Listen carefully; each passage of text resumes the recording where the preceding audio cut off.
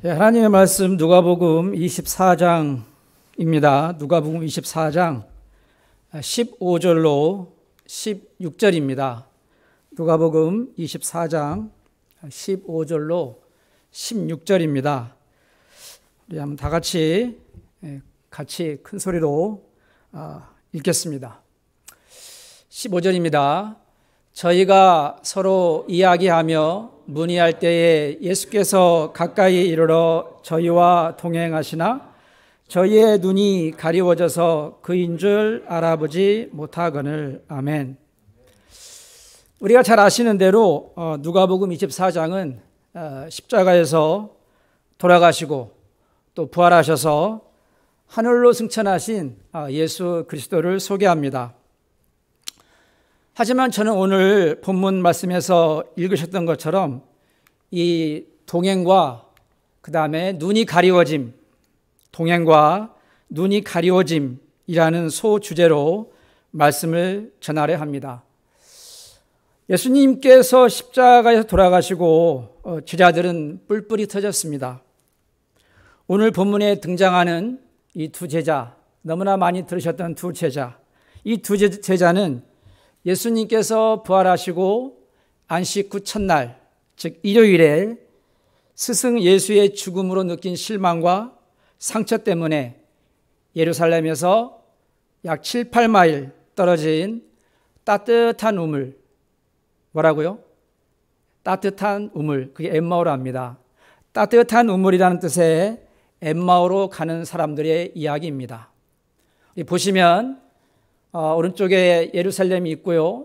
그 다음에 엠마오라는 지역이 있습니다. 약 북서쪽으로 약 7, 8마일 떨어져 있다고 하고요.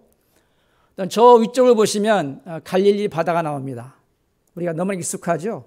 예수님께서 제자들과 항상 함께 계시고 많은 일들을 하셨던 갈릴리 바다, 갈릴리.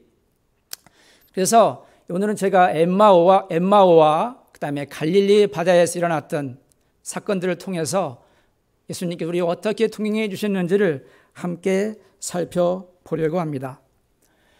이 본문에 나오는 두 제자는 12제자에는 속하지 않았지만 그리스도의 사업에서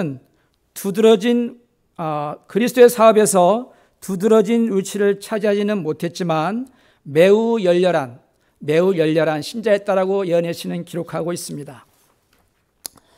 그리스도께서 십자가에서 못 박히신 후 그분의 제자들은 소망을 잃었습니다. 그들은 최근에 일어난 사건 때문에 마음이 아주 혼란해 있었습니다. 특별히 그들은 예수님께서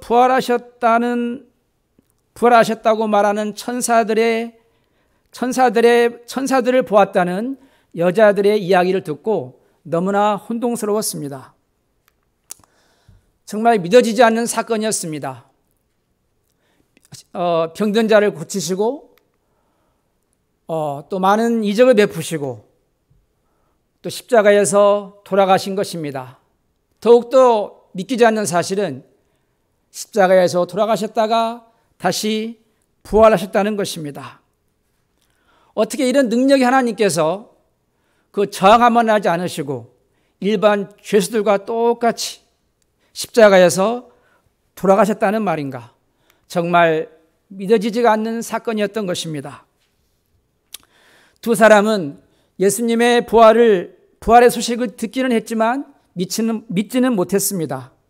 그리하여 그들은 마음에 절망하여 예루살렘을 떠나 엠마오로 향하여 가고 있는 것입니다. 그들의 인생은 그들이 걷고 있는 것처럼 절망의 길인지도 모르겠습니다. 시대의 소망 795쪽에는 이렇게 설명을 합니다. 그들은 지금 묵상과 기도를 드리기 위하여 집으로 돌아가는 중이었다. 그들은 몹시 슬퍼하며 예수님께서 재판받으시고 십자가에서 못 박히시던 광경을 이야기하면서 저녁길을 걷고 있었다. 저희가 이처럼 크게 낙담해 본 때는 결코 없었다. 그들은 희망도 믿음도 없이 십자가의 그늘 속을 걸어가고 있었다. 이렇게 표현을 합니다. 이 사건은 지금으로부터 약 2000년 전에 있었던 사건입니다. 그런데 이 제자에게는 무슨 문제가 있었습니까? 그건 바로 예수님께서 옆에서 같이 걷고 있는데 눈이 어두워져 알아보지 못한 것이라는 것입니다. 바로 이 절망과 낙담의 순간에 그들이 걸어가고 있을 때 한 낯선 사람이 나타나서 그들과 함께 걷게 된 것입니다.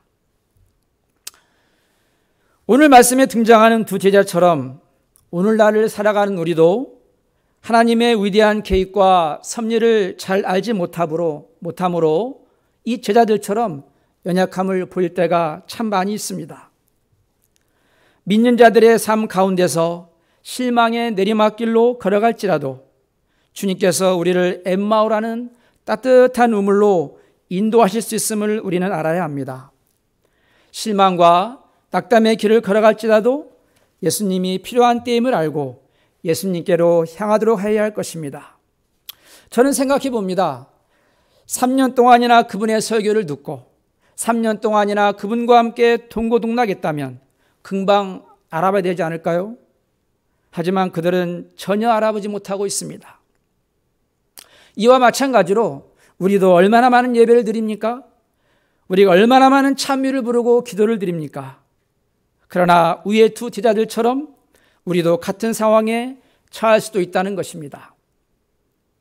그러면 그들은 왜 그분을 알아보지 못했고, 그리고 현재를 살고 있는 우리는 왜 우리와 함께 동행해 주시는 그리스도를 알아보지 못할까요? 우리 역시 세상에 마음을 빼앗기면 예수님이 동행해 주시고 있는데도 눈이 가려져서 바로 옆에 계신 그리스도를 못 알아볼 수 있습니다. 여기 있는 두 제자들처럼 복음을 버리고 생업을 찾아가는 그들에게 새로운 삶을 살도록 인도하시는 놀라운 예수님의 사랑의 교훈을 우리는 받아야 합니다. 미련하여 깨닫지도 못하는 그들에게 새로운 삶을 살도록 힘을 주시기를 원하셔서 함께 동행해 주시는 예수님의 모습에서 우리 주님께서는 그들을 얼마나 사랑하셨고 오늘날 우리도 동일하게 사랑하고 계심을 깨달아야 할 것입니다. 우리들이 때때로 불안과 위험의 상태에 빠져서 예수님께서 무관심하게 나를 돌보지 않는다고 생각할 때가 있습니다. 그러나 오늘 본문 말씀에 비춰보면 이와 같은 생각은 잘못된 것입니다. 지체하시는 이유는 이유가 있기 때문입니다. 오늘 우리가 분명히 깨달아야 할 것은 하나님이 나를 잊었는가, 하나님의 은혜가 내게서 떠나갔는가라고 생각될 때 그때는 하나님의 은혜가 가장 가까이 있다는 것입니다. 시대소망 528쪽에 이런 말씀이 나와 있습니다. 가장 실망의 순간인 그때야말로 거룩하신 도움이 우리에게 가장 가까이 있을 때이다라고 말하고 있습니다. 다시 한번 읽겠습니다. 가장 실망의 순간인 그때야말로 거룩하신 도움이 우리에게 가장 가까이 있을 때이다. 하나님의 시간은 적절한 시간입니다. 하나님의 교회와 또 백성들이 극도의 공경을 당하는 그때야말로 예수님께서 그들을 방문하셔서 그들에게 자신의 능력을 나타낼 수 있는 조례의 기회가 되는 것이라 저는 믿습니다. 요한복음 21장에는 참으로 감동적인 장면이 소개됩니다. 예수님의 십자가 죽음 이후에 절망 속에 빠져버린 베드로를 포함한 7명의 제자는 갈릴리 호수에 다시 배를 띄웠습니다. 그 갈릴리 호수에 예수님께서는 다시 찾아오셨습니다. 그런데 해변가에서 고기 잡던 7명의 그 제자들은 마음 가득히 고기 잡는 일에만 집중하고 있는 것입니다. 그들은 고기 잡는 일, 그들의 생업에 모든 정신과 마음을 다 쏟았기 때문에 찾아오신 주님을 알아보지 못했던 것입니다. 또 이렇게 설명을 합니다. 그날 저녁은 상쾌한 저녁이었다. 아직도 배와 고기잡이에 대한 애착을 버리지 못했던 베드로가 그들에게 바다에 나아가 그물을 던지자고 제안하였다. 그들 모두는 곧 이 계획에 가담했다. 그들은 음식과 의복이 필요했는데 하루 저녁만 고기를 잡으면 그러한 필요를 채울 수 있었다. 그리하여 그들은 배를 타고 나아갔다. 그러나 그들은 아무것도 잡지 못했다. 밤새 그들은 열심히 일했으나 한 마리도 잡지 못했다. 그 필요한 시간 동안 그들은 그 자리에 계시지 않는 저희 주님에 대하여 이야기했으며 주께서 바닷가에서 봉사하실 때에 그들이 목격한 놀라운 사건들을 회상하였다. 그들은 자기들의 장래에 대하여 의심하게 되었고 저희 앞에 펼쳐질 미래에 대하여 슬픔을 가누지 못했다. 여기에 표현된 이 삶의 모습들이 바로 우리의 삶의 모습이 될 수 있다는 것입니다. 그런데 저는 이 말씀을 준비하면서 정말 마음에 감동을 주는 메시지를 읽게 되었습니다. 그것은 바로 이 모든 시간 동안 외로이 바닷가에 서서 그들을 지켜보는 한 목격자가 있었으나 그분은 눈에 보이지 않았다. 뭐라고요? 지켜보는 한 목격자가 있었으나 그분은 눈에 보이지 않았답니다. 이것이 우리 곁에서 우리의 삶을 지켜보시고 항상 돌봐주시는 주님의 모습이지 않을까 저는 생각을 해봅니다. 부활하신 예수님께서는 업으로 돌아간 수제자 베드로를 찾아가셔서 말씀하시죠. 우리가 다 아시는 내용입니다. 내가 나를 사랑하느냐? 물으십니다. 그러면서 예수님을 배반한 상처를 치료해 주시고 복음의 일꾼으로 살게 하신 것입니다. 이것이 우리에게도 또한 역시 똑같이 저는 적용될 수 있다고 생각을 합니다. 눈을 뜨면서 시작된 하루는 참 바쁘다 못해 분주합니다. 요즘에 소셜 미디어가 너무나 발달해서 우리는 부지런함으로 열심히 살아가는 모습들을 우리는 종종 찾아볼 수 있습니다. 그들의 삶은 질서정연하고 또 무엇인가 목표를 향하여 살아가고 있는 모습처럼 보여집니다. 자신들의 하루하루 생활에 몹시 충실한 모습을 보이기도 합니다. 또 저는 그들을 보면서 스스로 절제하고 또 열심히 살아가는 사람들의 모습을 보면서 저는 이러한 생각을 합니다. 저들은 그리스도인일까? 무엇을 위해 저렇게 열심히 사는 걸까? 무엇이 저들을 저렇게 살게 할까? 라고 질문을 해보곤 합니다. 물론 이 땅에서도 예수님께서는 몹시 분주하셨습니다. 하지만 그분께서는 우리가 아시는 대로, 우리가 아는 대로 제자들과 함께 한적한 곳에 자주 가셨습니다. 우리도 그렇게 해야만 합니다. 성도 여러분, 두 제자는 길에서 예수님을 만나 성경 말씀을 듣고 마음이 뜨거워지는 경험을 했습니다. 마찬가지로 우리와 동행하시는 그리스도를 더 잘 알아보는 방법은 말씀 연구에 뜨거워지는 것입니다. 우리의 신앙도 눈과 귀를 자극하는 말이 아니라 말씀에 근거해야 함을 저는 확신합니다.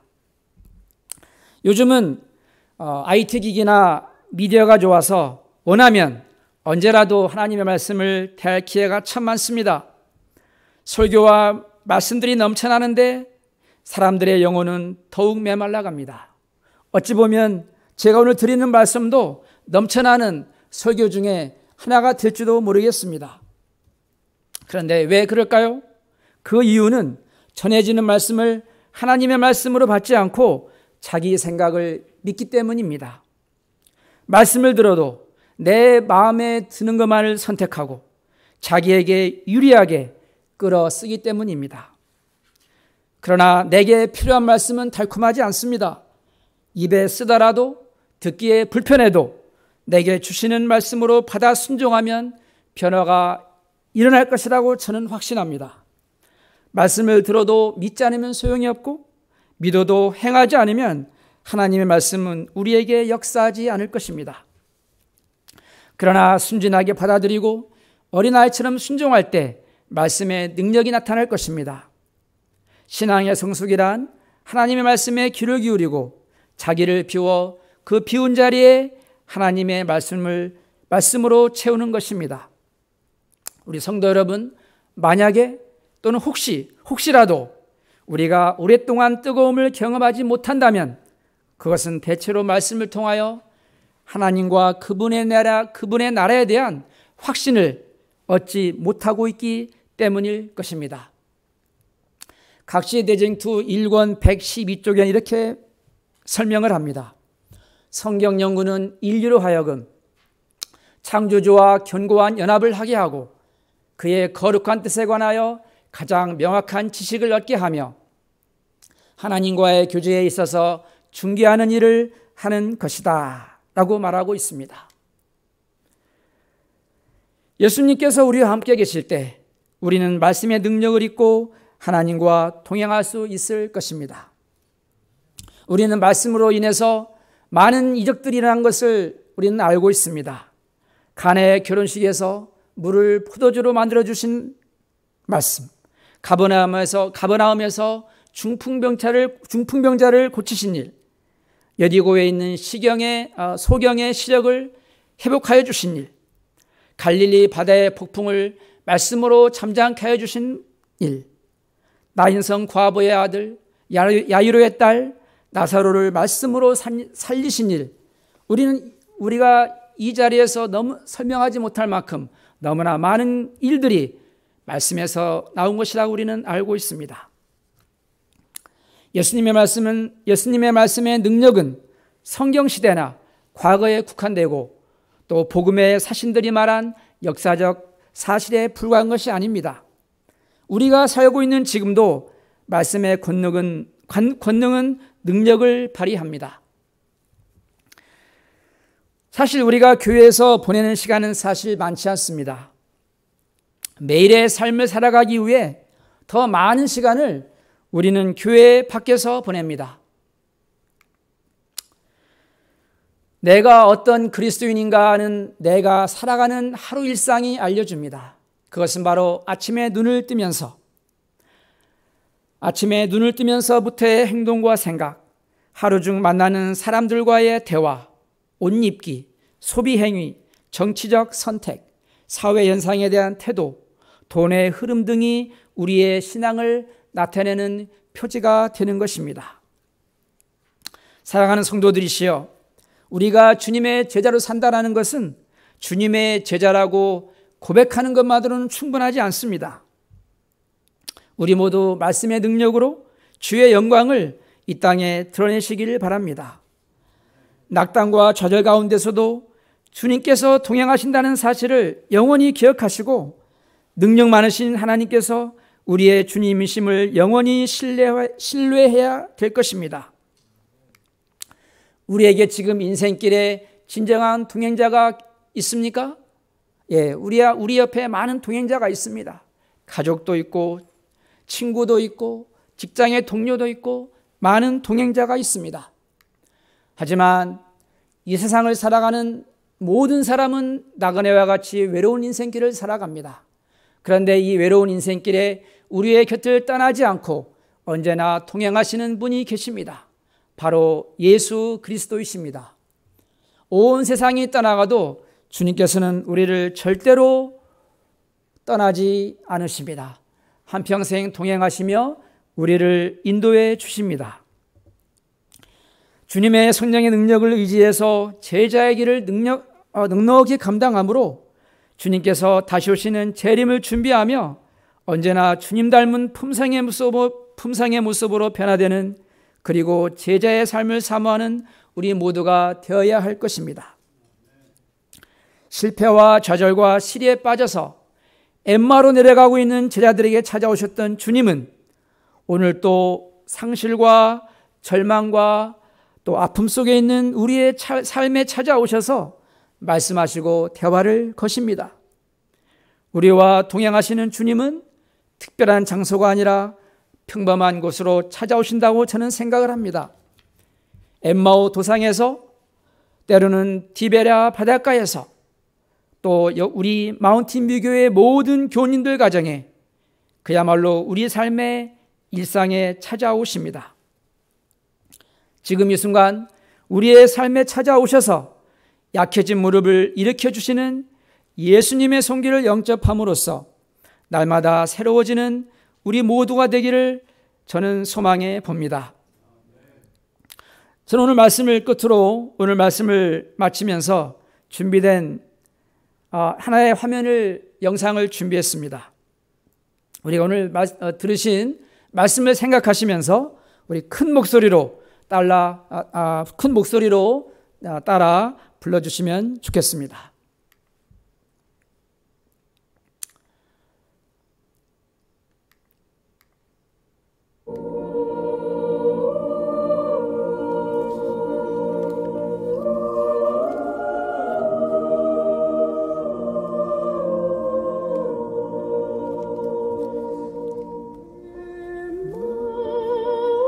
다 같이 불러주시겠습니다.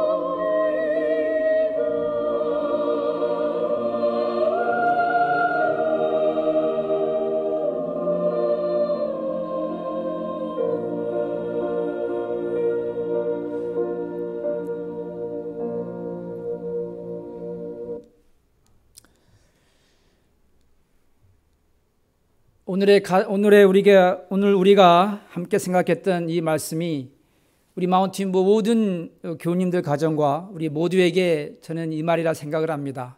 우리가 무슨 일을 하든 어디에 있든 또 어떤 어려움에 있든 그 모든 시간 동안 외로이 바닷가에서 그들을 지켜보는 한 목격자가 있었으나 그분은 눈에 보이지 않았다는 이 말씀을 통해서 우리에게 큰 위로와 감동이 있을 것이라고 저는 확신을 합니다.